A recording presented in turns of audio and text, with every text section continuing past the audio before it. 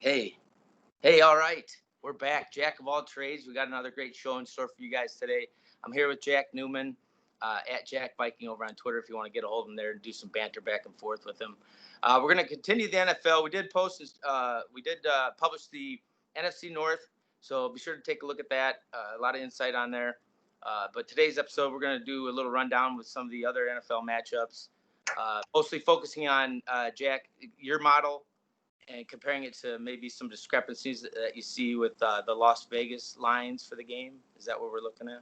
Yeah, basically, like this is what I want to do. I don't necessarily want to pick games. Like I don't know. There's no way to reconcile afterwards whether you were lucky or smart. We just don't have enough times. If you want to get involved in this stuff, somebody picking games, betting on games, you can keep track of your bottom line. That's pretty simple. But again, I don't think you're going to know whether you were lucky or smart. But either way, if you keep it, if you keep it fun, it'll be fun. But what I want to use for this is, like, I have a model that I keep that's kind of a blend of other models that I talk about all the time. And for me, early season, it's less. I'm less convinced that it's accurate. I'm also less convinced that people picking against the spreads are accurate. But what I find most interesting on a week-to-week basis is, okay, here's the point spread. Does it line up with what I have? Does it line up with what I have? And it doesn't necessarily mean like, oh, I have this different than the line, so go bet what I have because I'm smarter than everybody. I actually look at the opposite. I say, okay, everybody thinks this. My numbers say that. Why? And then a lot of times you'll come to a reason that's at least, it could just call for more variance. You say like, well, this team is more popular, so there's more money, or here's a good reason for it. The quarterback just went down. There's all kinds of reasons. And I think just to talk through those reasons is a good way to preview a game. And we talked about this before. Is like everybody studying film and guessing how the game's going to play out doesn't do anything for me. Like maybe if you don't understand football and you're just trying to learn football, that's a good way to learn. Absolutely. But I feel like, yeah, I've heard it all. I've seen it all. None of these people know how these games are going to play out. They just don't. So them guessing isn't very interesting to me. Yeah, it seems to be a little overplayed when people start talking about, they're going to run the ball X amount of times, they're going to throw this amount of times, this matchup versus this matchup, blitzing versus packages. But it's like, okay, yeah, one play goes wrong and the whole script changes. It's like Right. just on the fly, make halftime adjustments. That's common. But what are some of the games that you see some of these discrepancies that we're talking about? Yeah, so let's go over. I'm going to share the screen. Tell me when you got it. Yep, up and running. Okay, so here's what I did. I'm going to quickly just update what I did. I put in, I'll just go to the big sheet here. And so I put in, I'm not using this yet because there haven't enough games haven't been played. But I did a little thing with air net yards per attempt, and that's Justus I forget his name on Twitter, but you can find the air net yards guy. I use a little Segura and I use a little DVOA. I use a little 538. And then those are kind of blended to make just a combination value. And I kind of, and they're equal to kind of points. And wait a minute. Sorry. Sheesh. It's all good. So, yeah, it comes out to this raw number is what I have now. And then what I did is I went through, and so that's kind of where I think the models have them, and they have different reasons. So then I went through, and so you've got all the spreads for this week, and they've got all the spreads for week 3, and then so I tried to compare, how do those add up to this type of number, and then where it didn't add up, I changed. I changed the value so it makes it make more sense. So like when Green Bay plays Detroit, if it's 21 and Detroit's 17, that's 4. If you give like 2 points for home field, that's 6. That's about what the line is. And so if you're only given, if you think home field's only 1, then maybe Green Bay is getting a little too much getting a little too much love there according to the spread versus what the model says. And like I said, at this point in time, I don't expect the model to be like super accurate to where I'm gonna, make a big, declaration that, oh yeah, you should be putting all your money on the Rams or whatever. So what I thought was most interesting at first would be like, so I put these all in order of mine, maybe like a little power rating that people love to put out power ratings, but no, this is just model value. So it came out KC, Baltimore, New Orleans, Seattle, San Francisco, New England, Pittsburgh, Green Bay, Dallas, Buffalo would be your top 10 teams there. Vikings are just hanging out on the fringes at 14th. Top 14 is playoffs, theoretically. So what I thought was interesting, so then if I look at this spread adjust value, if these numbers are in order, then there's not a lot to talk about. These teams are all fairly priced. Can you see this? It's good to load up. That'd be great. Oh, I can see it. So is this better here? So let's say There you go. Right. I got the raw number, the spread adjusted number. And so if you go down this spread, these numbers, since these are in order, these should be in order. They're pretty much in order. The first one at all out of order is Pittsburgh. Well, that's fine. That would still allow for just a little bit of extra for Roethlisberger because some of these numbers on the model count last year a little bit. So that will make Pittsburgh a little undervalued. So it makes sense that the spread helps them a little bit. And then everybody else kind of goes in order. Tennessee off by a half. Then there's Tampa that they fall way out of order. They could be way up here. But of course, that's the sentiment that Brady, one that I don't agree with. I'm not bullish Tampa, but the public is. The money is bullish Tampa. To me, it's all based on Brady, and so there certain amount of people are gonna bet on the GOAT type deal, and then everybody else kind of runs in order. Then you have a little bit of like Chargers up here, Colts up there. It's kind of it's a little off, but not so much. Like even maybe Colts in Arizona. With Arizona, a lot of people are jumping on. These are the Vegas numbers, so a lot of people are jumping on. Kyler in the second year, and just the new system. They traded for Hopkins, so I get that. Like that all makes sense to me. And these are just kind of midpoints. Cleveland's a little high because new coach, so they always sign a lot of free agents, get a lot of hype. And to me, the Colts being overvalued by like 1.2 here is all, which isn't a lot. So it's hard to get too nitpicky with them.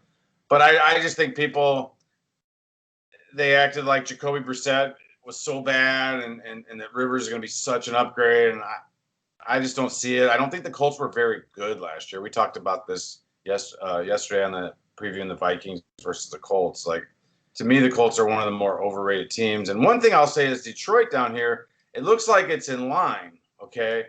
But I don't know if it's in line because they didn't have Stafford for all those games, So you would expect the same type of treatment for Stafford as you would get for the Brady or the Roethlisberger or especially the Rivers, I think Stafford's way better than Rivers. So the Detroit going from their third stringer to Stafford should be a big boon. So I would say, even though they match up here, it's I think maybe Detroit is not getting enough love. So, but when I do this, I would go through these games, and you'd say like last night where Cleveland should have been favored over Cincinnati by 3. To me, it would have been only 3 points. Or on mine, it was 2.5. And then the line was 6, and you wonder how much for home field. I mean, I think it would have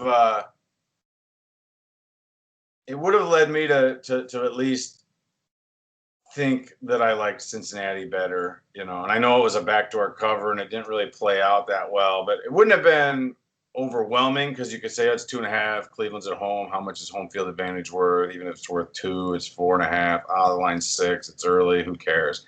Because most of the line, I'm kind of at like there's no there's no real like secret sauce out there. Like you can go through and look at Dallas is 21-2 and Atlanta is 18-4. Well, that's 3 plus home field 4.5.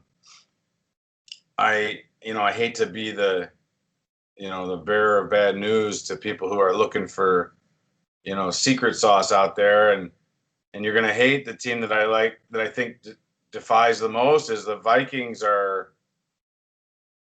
I have them as 1.5 points better than the Colts with limited home field advantage. It should be kind of even. The Vikings are getting 3. That's pretty good. I don't know any games that you're interested in that you think that the people want to hear, but I don't have a lot blinking at me here. You mentioned Dallas Atlanta. I would kind of take a closer look at that game personally. Some of the things, like I said, I like to do this Scott Van Pelt model, right, with opening line movements and consensus when they move opposite the consensus picks and the line movement. It looks like Dallas started out at -7.5 with I'm getting my information from covers.com, by the way. They started out as a 7.5 point favorite with 54% of the consensus over on Dallas, and now Caesars has Dallas only a 4 point favorite. So the lines come down almost some 3.5, certainly 3 points with the consensus still on Dallas. Right. So I mean, the way I look at that is kind of, I think you're right. Van Pelt's right. As far as, well, here's the problem with that, right? So it's like you needed to, in my opinion, to take full advantage of that, you needed to take Atlanta when you're getting a 7. You know what I mean? So like the line corrected for the most part, right? Like it moved, but like you're saying, it moved by, I think, smart people, right? So like people are still picking Dallas more than they picked Atlanta, but the line moved 3 points towards Atlanta. I look at a raw model, like I said before, it's 21.2 and Atlanta's 18.4. So that's not even 3 points.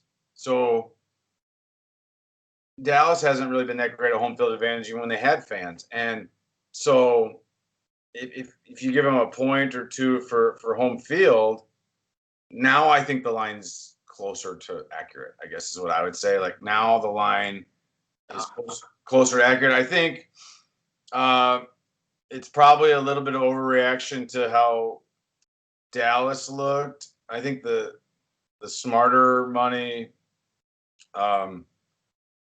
understands Atlanta's not that bad a team, so and Dallas isn't that great a team. So they were in love with taking 7, 6, and 5, 5.5, and now it's probably going to just hold here, right? Yeah, it looks like I don't do anything like this full time, so But if there are people out there that I think they're going to be happy with certainly the 7.5, that would have been a great number to get in on. Some of the other discrepancies that we were looking at.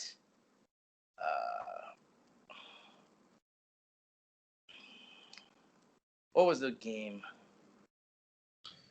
I mean, I know there's heavy sentiment on the Packers. There's heavy sentiment on the Vikings. There's heavy sentiment on the Bears, the Niners, Jets. I mean, some of that's just sticky from preseason, like a lot of preseason aspirations for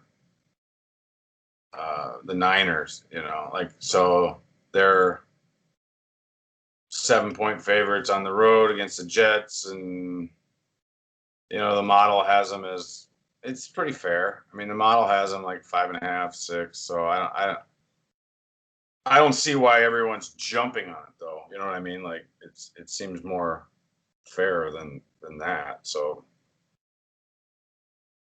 right. I don't know. I guess I look at Seahawks, New England. A lot of these are just tough to deal with though, because that seems like more of an even point spread to me on paper. I got Seattle 22, New England 22, 22-4, 22. And then home field, there's there's no home field these days. So, for me, that's a big one. Sunday night, you've got, um, taking Belichick and 4 points. That's a lot. I know there's a lot of buzz around Russell Wilson, and that's what I would look at. Like, you get these overreactions to week one, and there might be a little overreaction to, like, oh, Seattle threw the ball a whole bunch with Russell Wilson. They finally got it figured out. They got the cheat code and they're gonna win. Belichick's a smart coach, and Seattle wasn't unimpressive, or New England wasn't unimpressive. So when I look at the model being so even, 4 points does seem like a lot. I don't know what you see on that as far as matchups. The Van Pelt. Covers has the 70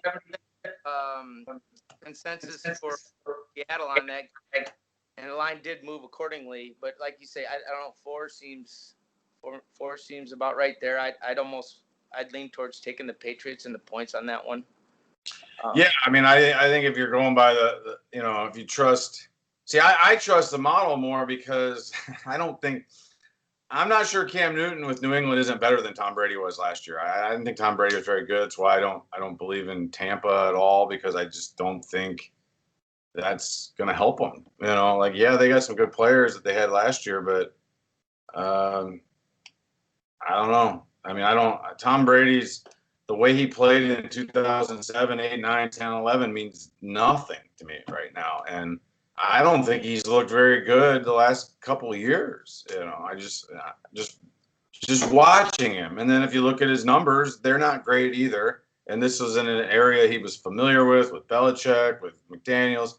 And now you throw him in a whole new system, and that's not ideal. So you got a 42-year-old dude in a less than ideal situation, and so I'm not going to take any victory laps because of week one. I just refuse to. But I haven't changed my mind. I didn't like Tampa preseason compared to everybody else. That being said, so like Cam comes back healthier. He's young. He gives Josh McDaniels some stuff that he wanted to do with Tebow and that kind of stuff. So, yeah, I think that one's something I would look at. How can you go wrong taking the Patriots in 4 points? I mean, again, nobody knows any of this stuff anyway. So, but as far as like, that's when the line is nowhere near what the model says. That's why we're having a conversation about it. That's what I'm trying to get at, is like, I just gave you all the reasons that I tend to agree with the model, not the line. There may be times I'll agree with the line, not the model, when there's discrepancy. And either way, it's like, I think it helps you as a football fan and raises your football IQ to be able to point out the differences, or why the differences are there. Like, if I can go and see, why is Pittsburgh a little higher than, Roethlisberger, like, you should know that, or you should be able to identify that, or you're really off base, as far as, and again, this is for entertainment purposes only, generally speaking, when you're prognosticating against the spread. I think an interesting game also is the Rams-Eagles, just because of, and I've been waiting for this for a while, because I just don't think the Eagles are that good. The model doesn't like them.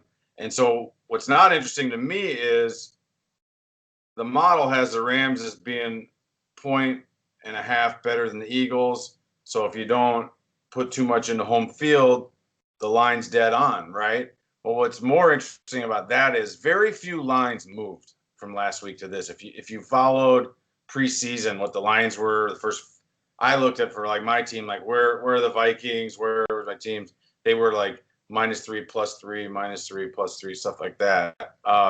And so like the Vikings 2 weeks ago against the Colts was Colts -3. Well, it's still Colts -3. Nothing moved. Same thing. Detroit, Green Bay, I know back in July, it was like a 6.5 point spread. It's still a 6.5 point spread.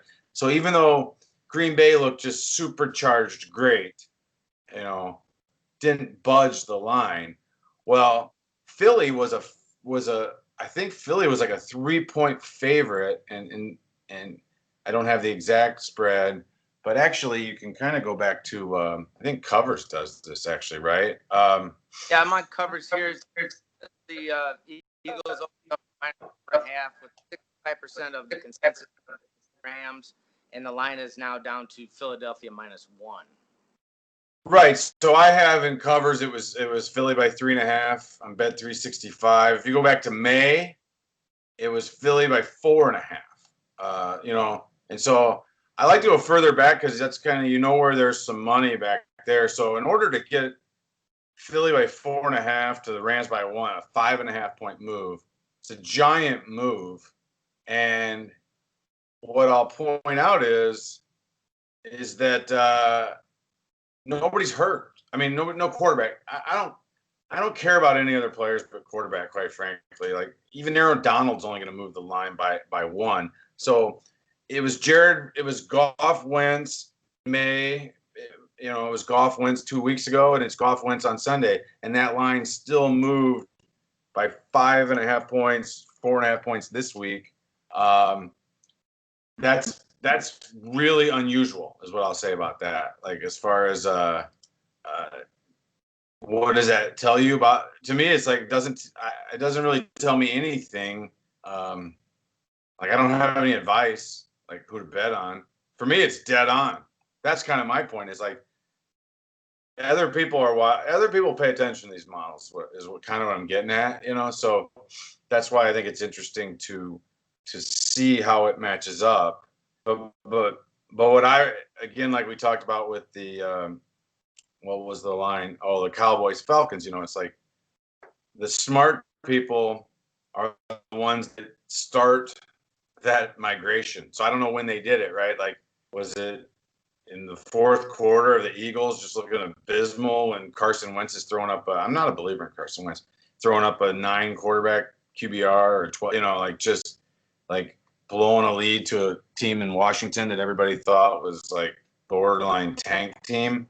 Or were they doing it during the Rams while their defense is shutting down Dallas, and like a lot of those are very cautionary week 1 warnings, I would say, right? But not so much because the models have it dead in line. So it's almost kind of like the realization of where it should have been. So if you were early to that party, then you do have an advantage. But now there's nothing I can tell you to get that advantage anymore. It's like any other kind of efficient market. It's kind of gone. Yeah, it's probably most of the games, most of the line movements now at this time are pretty much, you may as well just flip a coin. But there's going to be a lot of good games this week. We're looking forward to watching. We'll see what the outcomes are, and we'll do some more analysis down the road with Jack here. Thanks for sharing your information with us. We just want to thank you for tuning in, and on Jack of all trades.